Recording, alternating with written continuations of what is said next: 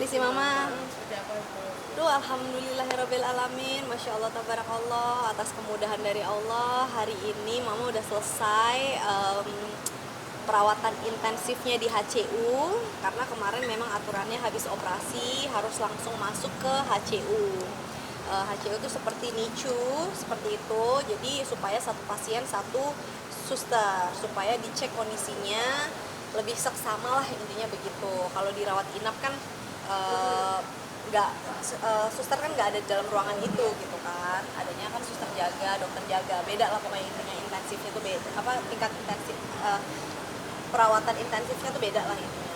Kemarin alhamdulillah operasinya berjalan dengan lancar, mulai jam 2 masuk ruang operasi jam 1.30, aku ketemu dokter setelah selesai operasi itu jam 3.30. Jadi ya operasi sekitar 1,5 jaman lah kurang lebih.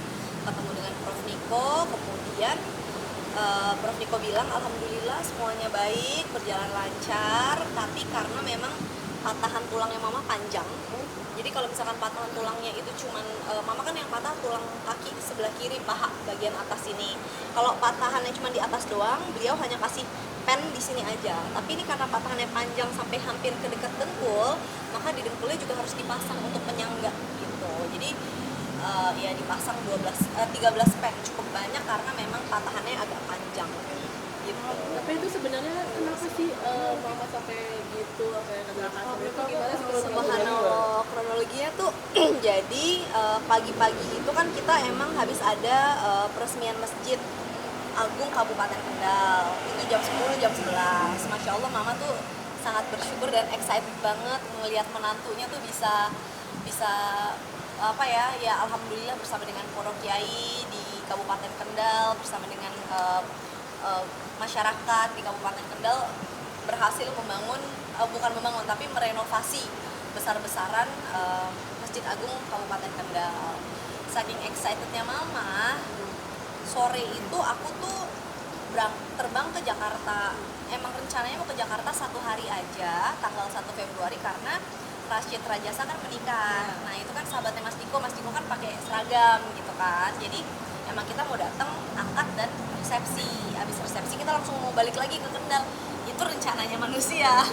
Tapi rencananya Allah beda lagi. Begitu kita terbang ke Jakarta, aku baru mendarat di Jakarta jam 5, langsung dapat kabar mama jatuh dari motor. Aku subhanallah, aku langsung innalillahi, kaget kan. Aku cuma nanya, pertanyaanku langsung cuma satu, kepalanya kena apa enggak? Karena udah mikir yang macam-macam kan, kepalanya kenapa enggak? Alhamdulillah enggak bu, mama masih bisa duduk, masih bisa ngomong gini-gini. Jadi aku pikir oh ya alhamdulillah, tapi kan aku tetap ya namanya anak ya, perasaannya pasti was-was dan nggak nyaman kalau nggak lihat langsung. Nah dari situ aku langsung cari tiket lagi, balik lagi pergi ke Kendal. Nah mama udah di RSUD nih, keadaannya udah di RSUD. Terus habis itu aku nanya, mama ngapain sih tadi gitu kan? Iya mama sore-sore pengen datang lagi ke Masjid Agung Kendal. Mau ngapain mah gitu kan? Iya mau ngasih sumbangan, ya sebenarnya mungkin nggak banyak ya, tapi pengen beliin cat buat Masjid Agung Kabupaten Kendal. Nah kan mah kenapa nggak transfer aja, kan bisa ya sekarang kan mobile banking. Mama bilang itulah dek, mama juga ngeblank kata mama tuh nggak kepikiran. Mama juga kayak kok mama juga nggak transfer ya, padahal mama nomor rekeningnya ada, nomor rekening pengurus masjid tuh ada. Berhubungan kan mama kenal lah sama beberapa yang pengurus masjid gitu loh. Terus guru ngajinya mama kan juga istrinya salah satu pengurus masjid, Pak Kiai di sana juga gitu. Jadi sebenarnya tuh bisa aja, tapi ya itulah namanya takdir gitu. Terus kayak gitu Mas Diko juga nanya, beh kenapa nggak naik mobil sih gitu. Itu juga udah kayak gitu, udah speechless lah, kenapa nggak naik mobil sih gitu kan mobil juga ada yang standby di rumah. Mobil ada, supirnya nggak ada, karena supirnya itu kan lagi nganterin aku sama Mas Diko ke bandara di Semarang gitu. Supir nggak ada, tapi kalau mau ditanya kenapa kan di rumahku lagi ada sepupu aku. Sepupu kan bisa nyetir, saya bisa aja sepupuku nyetir nganterin mama ke Masjid Agung tuh bisa gitu. Ke bank, mama tuh jadi ke bank dulu ngambil uang, habis itu ke Masjid Agung. terus kayak gitu. Jadi pikiran mama tuh pengen buru-buru, supir mana, mobil mana, nggak ada supirnya bu, udah deh, udah naik motor ini aja deh. Kenapa mau buru-buru? Karena itu kan hari Jumat udah jam 2.30, udah ngebayangin bank tuh udah mau tutup gitu loh. Pesawatku kan jam 3, pesawatku jam 3.30an, pokoknya aku berangkat tuh dari rumah dinas jam 2. Begitu aku berangkat, mama langsung kejadian itulah, nyari mobil nggak ada supir, ya udah naik motor aja. Yang nganterin motornya itu ya yang bersih rumah gitu loh. Jadi ya udah lemes, deg-degan. Aku kemarin jam segini nih udah lagi deg-degan nih karena baru selesai operasi, tapi alhamdulillah kabarnya baik, lagi dijahit. Mama jam segini, jam 5 tuh lagi dibawa ke HCU gitu, ruang HCU. Itu ibu sendiri waktu itu bawa motor sendiri kak? Enggak, dibonceng. Mama nggak bisa naik motor sendiri. Jarak dari rumah dinas ke Aduh mbak, deket lah, dari sini kayak ke Trans TV doang. Tapi kan mau jarak deket atau jauh mah namanya kecelakaan aja, yang namanya takdir aja gitu. Nggak ada cerita urusan jauh atau deket gitu, karena buktinya ya itu deket gitu loh. Dan kalau mau ditanya, udahlah, udah speechless, udah nggak bisa, ini udah takdir, udah suratan, udah harus ridho aja dengan ketentuan Allah gitu loh. Mungkin ini juga ya peringatan juga buat mama, insya Allah bisa jadi penggugur dosa buat mama, amin ya Allah, buat kita semua, buat saya juga sebagai anaknya, dan peringatan juga buat mama untuk lebih hati-hati lah, maksudnya dalam berkendara motor tuh memang harus hati-hati. Tapi sebenarnya kalau dibilang hati-hati ya, itu bisa dilihat motornya udah bisa dipastikan nggak ngebut. Kenapa? Karena mama nggak ada lecet, nggak ada luka di tangan. Kan orang kalau jatuh dari motor kan pasti kan harusnya keseret, jadi ada luka. Ini tangannya nggak ada luka, nggak ada lecet sama sekali. Jadi tuh posisinya mama udah selesai dari masjid, mau pulang ke rumah dinas. Jalanannya licin kan, hati-hati jalannya licin. Nah, yang boncengin mama ini tuh berhenti motornya, lagi berhenti, mama lagi mau turun dari motor, injekan motornya itu licin, kakinya yang satu sebelah kanan ke depan, kaki yang sebelah kiri bentuknya kayak masih ke kursi gitu? nggak ke kursi, bentuknya mama bilang tuh kayak 90 derajat gitu loh. Jadi kakinya tuh miring gitu loh. Miring gitu. Nah terus mama pas lihat juga, aku tuh kaget ngeliat kakiku kok begini ya, nggak bisa digerakin yang sebelah kiri, yang sebelah kanan bisa digerakin. Akhirnya sama mama pakai tangannya mama sendiri, mama angkat, mama lurusin, itu katanya rasanya sakit banget gitu. Nah terus tiba-tiba banyak yang nolong, terus ada dari bagian umum lah yang kebetulan lagi cari makam, itu ada ibu-ibu jatuh dari motor, pas dia sebelah mana gitu kan, Bu Hera gitu kan. Habis itu ya udah ditolongin, cuman nggak bisa diangkat karena kan sakit gitu kan, maksudnya diangkat tuh sakit. Akhirnya dipanggilin ambulans, langsung dibawa ke RSUD. Jadi proses pemindahannya sendiri dari RSUD kemarin tuh dari jam berapa dan kapan sampai di sini? Oke, dari RSUD dibawa jam 10:10. Itu mama posisinya 10:10, kita semua udah di atas mobil. Sebelumnya aku terbang balik ke sana, terus aku langsung ke RSUD itu jam 8 malam. Jam 8 malam ada proses mau pemindahan kan, dari RSUD sama rumah sakit di Medistra harus kontak-kontakan, harus telepon-teleponan, status pasien semua segala macam harus ditransfer segala macam.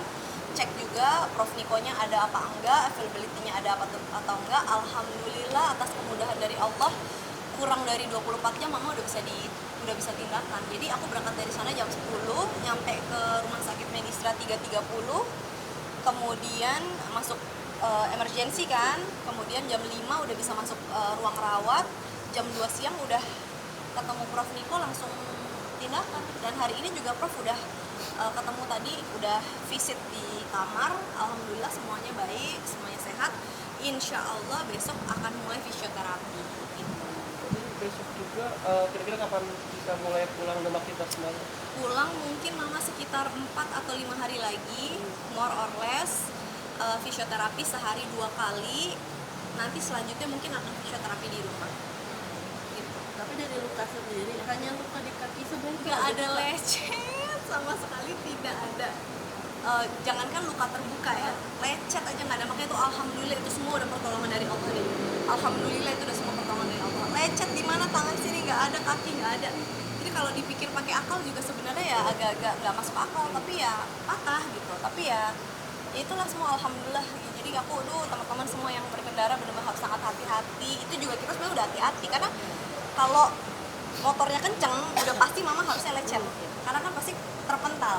Ini kan nggak terpental, berarti kan emang motornya tidak tidak kenceng dan memang posisinya tuh udah berhenti gitu, udah berhenti, udah nggak jalan. Ngilu ya.